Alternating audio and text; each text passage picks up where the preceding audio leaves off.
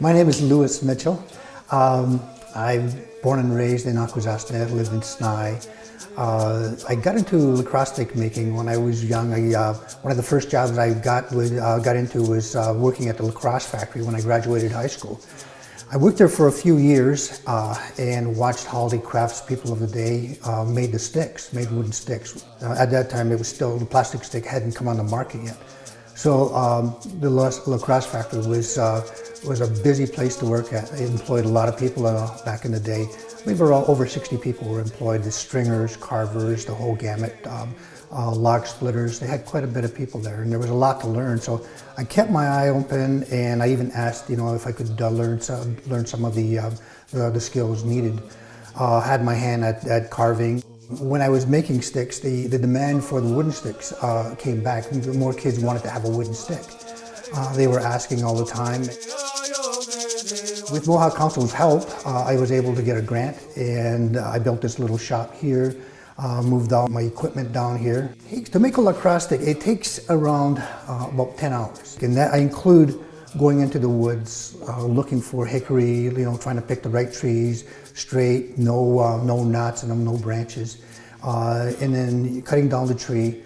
And then once you get it here, then splitting, and you have to split the log.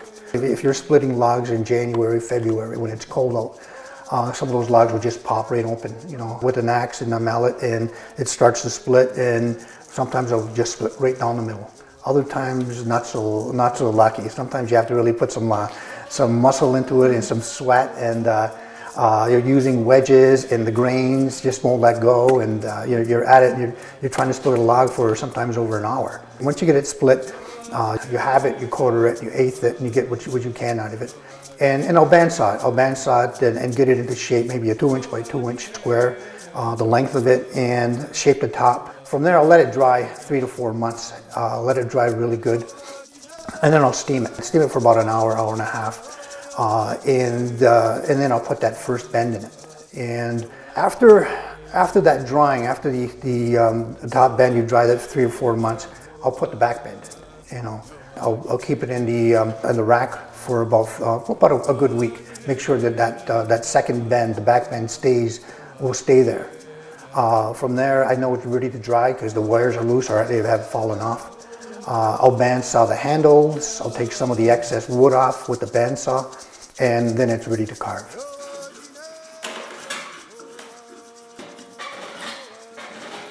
It takes about an hour to carve.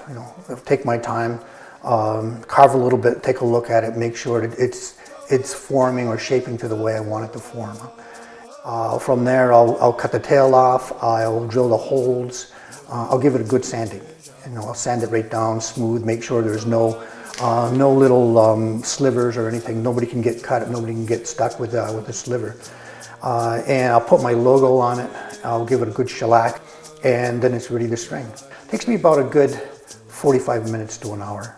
Playing lacrosse, as a little guy, we used to have a little league where we would play districts. Now I would play the village, would play the island, and grew up doing that. And lacrosse has just been around me my whole life. The wooden stick, to me, has always been a big part of the game. It's that connection to the to the tradition of the game. There's too much history from the wooden stick to see anybody using it as a weapon. More and more, the sticks are starting to go out, and to me, it's rewarding to see that people are calling me, asking me about my sticks, and to me, it's kind of a testament that the wooden stick still belongs, in the game, and I hope we never lose.